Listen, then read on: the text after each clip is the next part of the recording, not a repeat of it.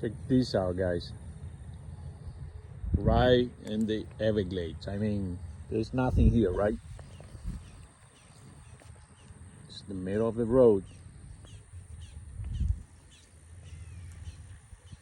Now look what this tree is. How insane is that? Look at the roots in the water. I mean, how long? These mangoes, they supposedly don't like water. Is that crazy or what? Just imagine what a great rootstock. What a great rootstock that would be. With all the water, all the issues people have.